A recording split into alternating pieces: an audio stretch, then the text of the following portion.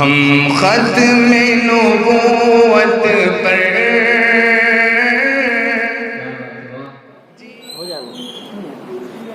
عشق و آزادی بہار زیست کا سامان ہے،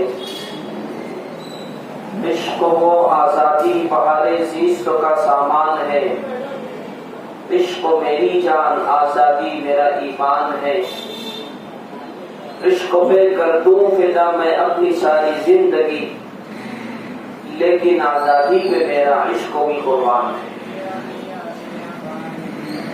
حضرات علماء کرام، معزز سامعین،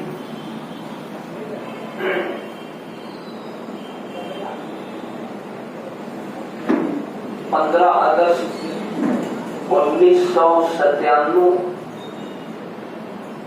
کی بات ہے۔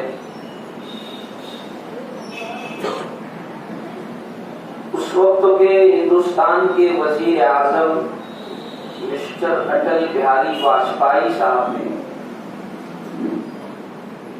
مسلمانوں کے ہی تعمیر کرتا اور مسلمانوں کے ہی دیے ہوئے لال قلعہ کی فصیل سے خطاب کرتے ہوئے، اور یہ خطاب ان کا اس وقت تو تھا جب ہندوستان اپنی آزادی کا گولڈن جوبلی یعنی 50 سال منا رہا۔ ہمارے ملک کا یہ دستور ہے کہ جو کوئی بھی وزیر اعظم یا پرائم منسٹر ہوتا ہے تو وہ 15 اگست کو لال قلعہ کی فصیل سے خطاب کرتا ہے، اور اپنے خطاب میں وہ اس ملک کو آزاد کرانے کے لیے جن مجاہدین آزادی نے، جن فریڈم فائٹرز نے اپنی جانوں کا نذرانہ پیش کیا ہے، ان کی قربانیوں کا اور ان کے ناموں کا تذکرہ کرتے ہیں۔ اٹل بہاری واجپئی صاحب سے قبل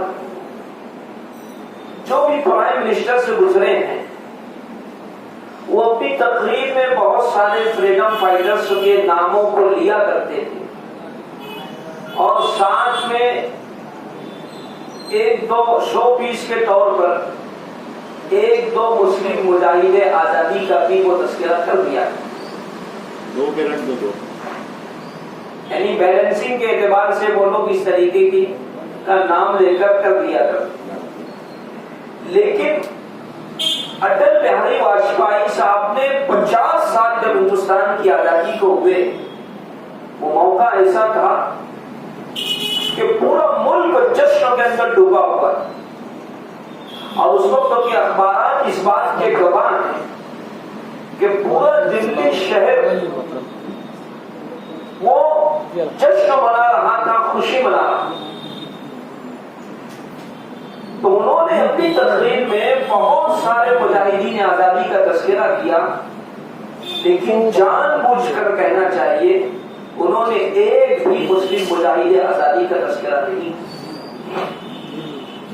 تو اس وقت جمعیت علماء ہند کے صدر حضرت مولانا سید اسد مدنی فدائے ملت رحمۃ اللہ علیہ نے اس بات کو محسوس کیا کہ ملک کے ایک عظیم منصب پر، اور کہنا چاہیے کہ سب سے بڑے منصب پر جو شخص و فائز ہے، وہ شخص بھی کسی مسلمان کا تذکرہ نہیں کر رہا ہے، تو یہ بڑے افسوس کی بات ہے۔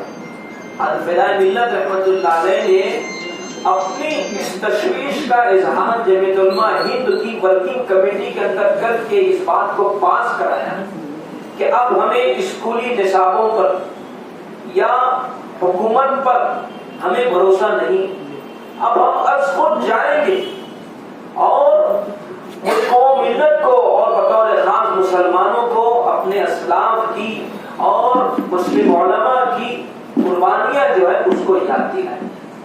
تب سے لے کر آج تک یہ سلسلہ چل رہا ہے۔ آج کا یہ جو پروگرام ہے اسی سلسلے کی ایک کڑی۔ میرے دوستوں، مجھے جو عنوان دیا گیا ہے کہ جنگ آزادی میں مسلمانوں کا ایک بڑا حصہ بہت ہی کم وقت میں میں اس کے اوپر اظہار خیال کروں گا. اللہ تعالیٰ صحیح بات ہے غصے کا اعتبار ہے. اس ملک کے اندر مسلمانوں کی حکومت چل رہی تھی. مغلیہ سلطنت کا دورہ تھا.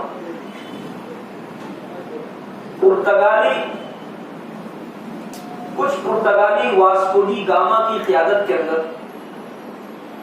کالی کٹا اور یہاں پر آ کر ان لوگوں کو یہاں کا ماحول پسند آیا اور یہاں پر انہوں نے تجارت شروع کر دی. اس کے بعد یہ بات ہوتے ہوتے انگلینڈ پہنچی.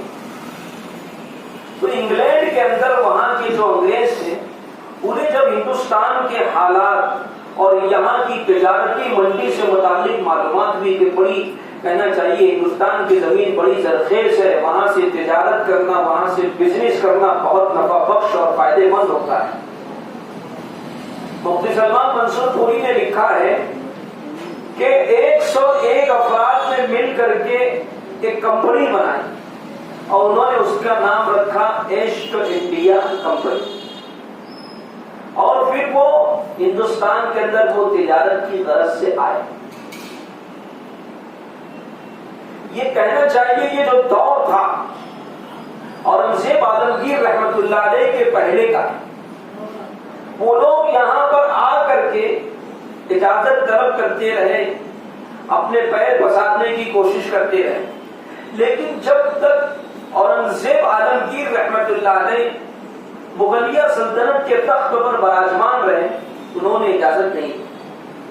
لیکن جب اورنگزیب عالمگیر کا انتقال ہو گیا اور پھر ہندوستان کے اندر طوائف الملوکی کا, جس کی لاٹھی اس کی بھینس اور چھوٹی چھوٹی ریاستیں وہ خود مختار ہو گئی اور انہوں نے اپنی ریاست کا اور اپنی حکومت کا اعلان کر دیا, تو انگریزوں کو یہاں پر پیر پسارنے کے اندر آسانی ہوئی اور پھر اس طریقے سے ان کے پیر یہاں پر جمے. اور ان لوگوں نے جب دیکھا کہ یہاں کے راجا مہاراجا, یہاں کے نواب یہ آپس میں دست وغیرہ پائے, ایک راجا طاقتور ہوتا ہے تو دوسرے پر حملہ کرتا ہے اور اس کی ریاست پر قبضہ کر لیتا ہے, پھر تیسرا دیکھتا ہے کہ وہ اس سے زیادہ طاقتور ہے تو اس کے اوپر قبضہ کر لیتا ہے.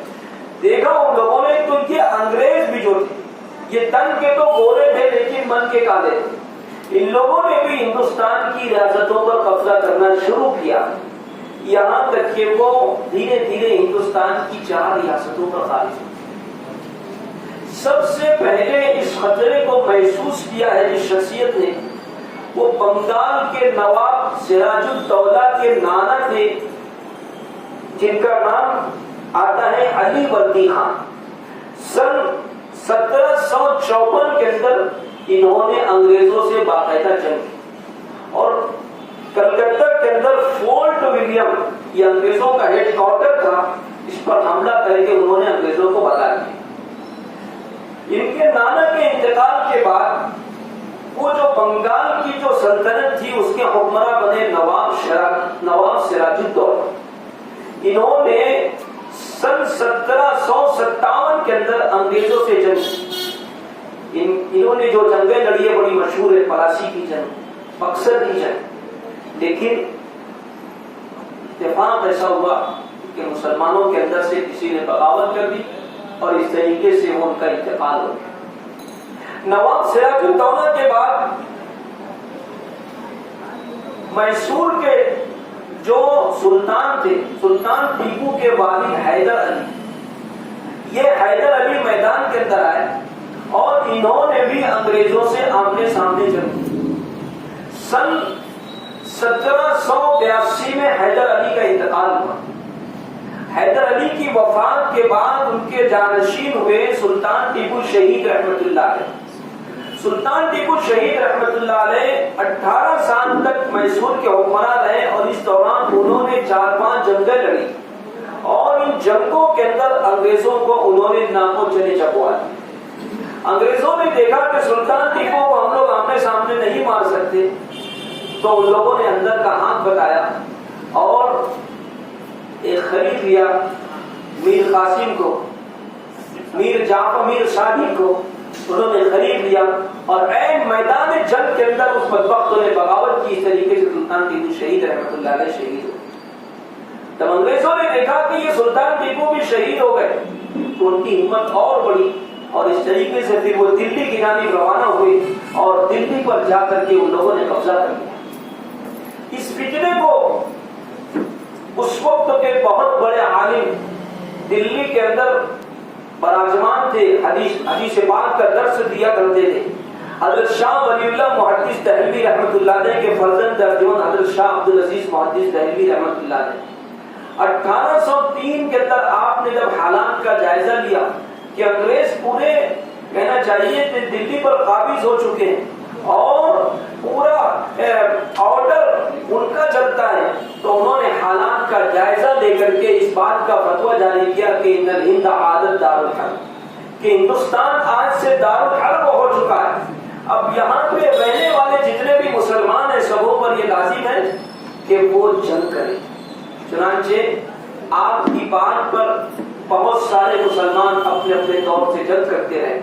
باقاعدہ تحریک ولی اللہ کے تحت حضرت سید احمد شہید رحمۃ اللہ علیہ جو آپ کے پیر، آپ کے خلیفہ تھے، اسی طریقے سے شاہ اسماعیل شہید رحمۃ اللہ علیہ جن کا آپ سے خاندانی تعلق تھا، ایسے بہت سارے افراد جو تھے وہ میدان کے اندر آئے اور ان لوگوں نے انگریزوں سے اور اسی طریقے سے انگریزوں کے جو پٹو تھے مہاراجا رنجیت سنگھ، انہوں نے جو ہے ان سے جنگ لڑی اور بلاخر وہ مارکا پیش آیا بالا کوٹ کا، جسے تحریک بالا کوٹ کے نام سے یاد کیا جاتا ہے. حضرت سید احمد شہید رحمۃ اللہ علیہ، شاہ اسماعیل شہید رحمۃ اللہ علیہ اور بھی ان کے جو ساتھی تھے وہ جام شہادت سے ہمکنار ہوئے.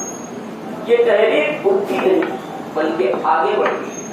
ابھی آپ دیکھیے تنے تنہا مسلمان میدان کے اندر، ہمارے برادران وطن دور دور تک کہ اللہ ماشاء اللہ کوئی ہو تو ہو، ورنہ دور دور تک ان کا کوئی نام و نشان نہیں.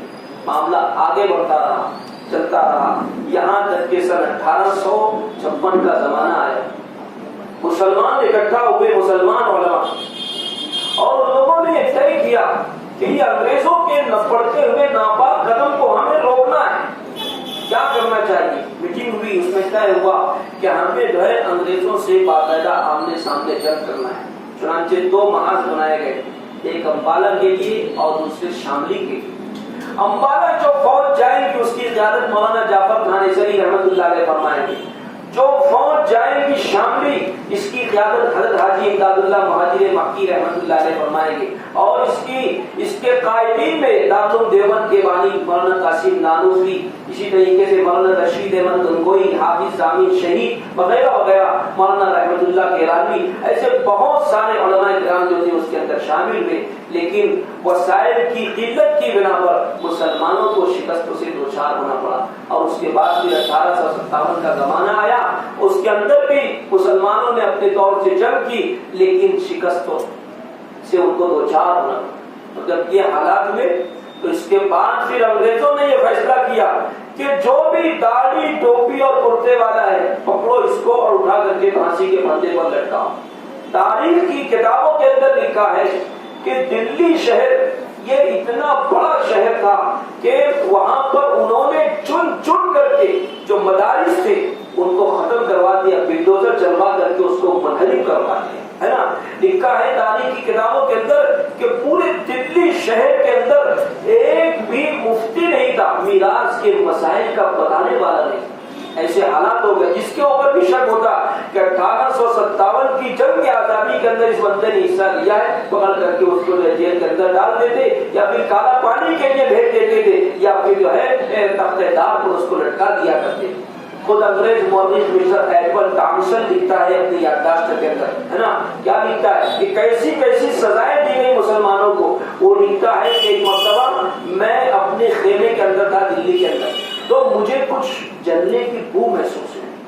تو کیا وہ کہتا ہے کہ مجھے جب جلنے کی بو محسوس ہوئی تو میں اپنے خیمے کے باہر آیا، اور باہر آنے کے بعد جب میں نے دیکھا، میں کیا دیکھتا ہوں کہ مسلمانوں کی اور علماء کرام کی جماعت کو لایا گیا، ان کے کپڑوں کو اتارا گیا، انگریز ان سے پوچھتا ہے ارے مولویوں تم کہہ دو 1857 کی جنگ آزادی کے اندر تم نہیں تھے، تم ایک بھی بول تو ہم سب کو چھوڑ دیں گے، لیکن وہ کہتا ہے میرے پیدا کرنے والے کی قسم سبوں نے جل جانا گوارا کیا، لیکن کسی ایک نے بھی یہ نہیں کہا کہ 1857 کی جنگ آزادی کے اندر ہم نے انگریزوں نے یہ فیصلہ کیا کہ ہمارے قدم یہاں پر نہیں جم رہے ہیں، تو کیا کرنا چاہیے؟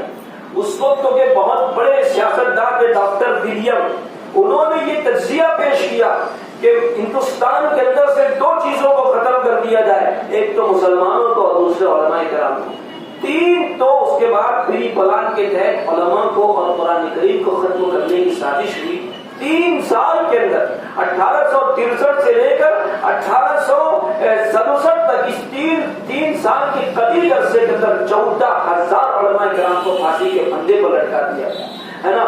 اور کتابوں کے اندر لکھا ہے کہ دلی کے چاندنی چوک سے لے کر افغانستان کے درہ خیبر تک کوئی ایک بھی درخت تو ایسا نہیں تھا جس پر کسی عالم کی لاش رکھی، کوئی یعنی حالات یہ ہو گئے تھے کہ ایک بھی شریعت کا جاننے والا نہیں ملتا تھا، نماز جنازہ پڑھانے والا تک کے نہیں ملتا تھا۔ لوگوں میں سے اگر کسی مسلمان کا انتقال ہو جاتا تھا تو لوگ نہلا دھلا کر کے تجہیز و تکفین کر کے اپنے مردوں کو لے کر کے آ کر کے چوراہے پر بیٹھ جاتے تھے کہ ادھر سے اگر کسی مسلمان کا گزر ہو، کسی صاحب شریعت، کسی شریعت کے جاننے والے کا گزر ہو تو وہ ہمارے مردے کی نماز جنازہ پڑھے۔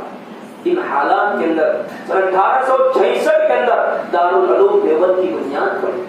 دارالعلوم دیوبند کی بنیاد کا 2 مقصد تھا۔ پہلا مقصد تو یہ تھا کہ یہاں سے ایسے علماء تیار ہو جو قرآن و حدیث کے جاننے والے ہوں، اور دوسرے ایسے مجاہدین تیار ہو جو انگریزوں کے ناپاک قدم کو یہاں سے بھگانے کے لیے کوشش کریں۔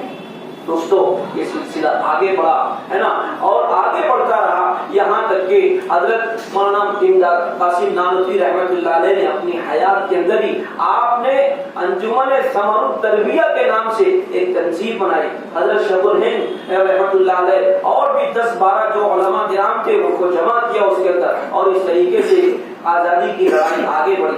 اس کے بعد حضرت مولانا قاسم نانوتوی رحمۃ اللہ علیہ کا 2 سال کے بعد انتقال ہو گیا۔ اس کی قیادت شیخ الہند مولانا محمود حسن دیوبندی رحمۃ اللہ علیہ جو دارالعلوم دیوبند کے پہلے فارغ تھے، انہوں نے جو ہے اس قیادت کو آگے بڑھایا۔ اس کے بعد حضرت شیخ الہند رحمۃ اللہ علیہ نے جمعیت الانصار کے نام سے تنظیم قائم کی، اس کے ذریعے سے بھی اس طریقے کے کہنا چاہیے ماحول سازی کی گئی اور لوگوں کو آمادہ کیا گیا۔ اور پھر حضرت شیخ الہند رحمۃ اللہ علیہ نے ایک تحریک چلائی جسے دنیا تحریک ریشمی رومال کے نام سے جانتی ہے۔ میرے دوستوں، مورخین اس بات پر متفق ہیں کہ اگر تحریک ریشمی رومال کامیاب ہو جاتی تو ہندوستان اسی وقت آزاد ہو جاتا۔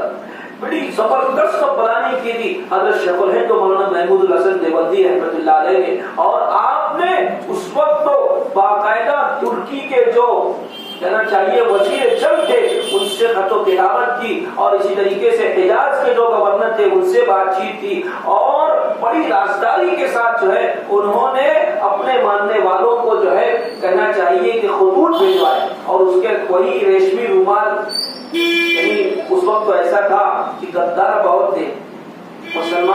مسلمانوں کو یہ کہنا چاہیے کہ تاریخ رہی ہے کہ ہم مسلمانوں کو جتنا نقصان غیروں سے نہیں پہنچا اس سے زیادہ نقصان اپنوں سے پہنچا ہے۔ اس وقت تو بھی یہی حالات تھے، بہت زیادہ مخبر تھے، مخبر بہت زیادہ تھے انگریزوں کے۔ تو شیخ الہند رحمۃ اللہ نے اپنا پیغام پہنچانے کے لیے آپ نے ریشمی رومال کو بنوایا، اور اس کے اندر جو بھی ان کو پیغام دینا تھا وہ دیا۔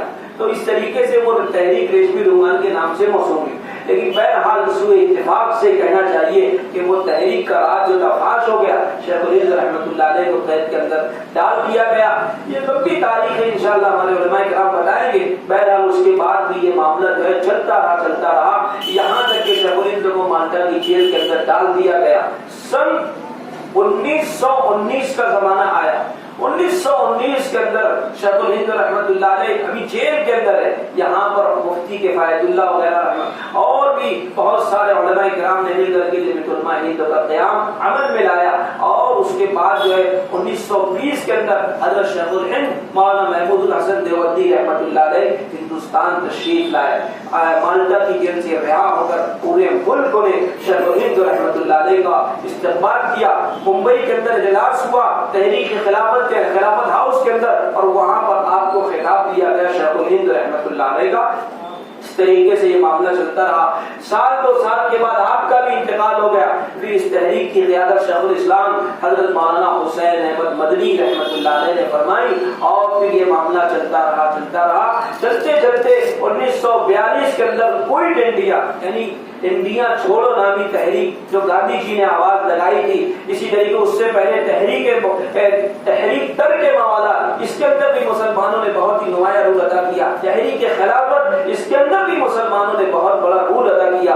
1942 کے اندر کوئٹ انڈیا چھوڑو نامی تحریک چلائی گئی. مولانا حفظ الرحمان مجاہد ملت مولانا حفظ الرحمان سیوانی رحمۃ اللہ علیہ کا اس کے اندر بہت بڑا کردار رہا ہے. اور یہ کوئٹ انڈیا کی جب آواز لگی ہے اس کے بعد انگریزوں نے اپنا بوریا بستر جو ہے کہنا چاہیے سمیٹنا شروع کر دیا. یہاں تک کہ 15 اگست 1947 کا جب سورج نکلا تو ہندوستان آزاد ہوا. میرے دوستوں اس پوری 200 اور 250 سالہ تاریخ کے اندر تنے تنہا 100 سال تک مسلمان رہے. تنے تنہا 100 سال مسلمان. اور اس کے بعد جو ہے شیخ الہند رحمۃ اللہ علیہ وغیرہ نے حکمت کے ساتھ گاندھی جی کو بھی اس کے اندر شامل کر کے اور اس تحریک کو پورے ملک کے اندر عام کروایا. تاریخ کے اندر لکھا ہے کہ 2 لاکھ مسلمانوں نے اپنی جانوں کا نذرانہ پیش کیا ہے. اور ان مجاہدین کے اندر مولانا فاروق صاحب نے جسے تذکرہ کیا ہمارا اپنا شہر بھی پیچھے نہیں رہا. مالیگاؤں شہر جو مسجدوں کا اور میناروں کا شہر ہے میرے دوستو یہ بھی پیچھے نہیں رہا. یہاں پر کہنا چاہیے کہ یہاں خود حکومت قائم ہوئی اور ہمارے اس کی پاداش میں ہمارے جو 7 مسلم مجاہدین تھے ان کو گرفتار کیا گیا. ان کے اوپر مقدمہ چلا کر کے کچھ لوگوں کو پھانسی دی گئی اور کچھ لوگ کا وہ پونا کے جیل کے اندر جہاں پر وہ قید تھے وہیں پر ان کا انتقال ہو گیا. 1947 کا جب 15 اگست 1947 جب سورج نکلا تو ہندوستان آزاد ہوا. ایسے کہنا چاہیے ان حالات کے اندر مسلمانوں نے جو ہے نمایاں رول ادا کیا ہے. ضرورت اس بات کی ہے کہ ہماری جو نئی نسل ہے وہ اس سے واقف ہو اور اس تعلق سے جو کتابیں ہمارے علماء نے لکھی ہے تحریک ریشم الرومال ہے اور اسی طریقے سے مکاتیب شیخ الاسلام رحمۃ اللہ علیہ جنگ آزادی میں مسلم علماء کا کردار ہے مولانا سیرت نبی کی اور بھی جو بہت ساری کتابیں ہیں ان کتابوں کو ہم پڑھیں. اگر ہم اپنے ماضی سے واقف رہیں گے تو ہمارا ہم شاندار مستقبل بنا سکتے ہیں. شاعر نے کہا ہے کہ ماضی کو مستقبل کی خاطر حال سے باندھے رکھتا ہوں. تیر کو جتنا پیچھے کھینچو اتنا آگے جاتا ہے. ضرورت اس بات کی ہے ہم اپنے اسلاف کے کارناموں سے واقف ہو. اللہ ہمارے جتنے مسلم مجاہدین جنہوں نے ہندوستان کو آزاد کرانے کے لیے اپنی جانوں کا نذرانہ پیش کیا ہے اللہ پاک سب کو خوب جزائے خیر دے اور ہمارے اور جن تمناؤں کے ساتھ اور جن جذبات کے ساتھ انہوں نے اس ملک کو آزاد کرایا تھا اللہ رب العزت ساری جذبات اور سارے تمناؤں کو ہمارے اس ملک کے اندر جو ہے کہنا چاہیے شروع فرمایا.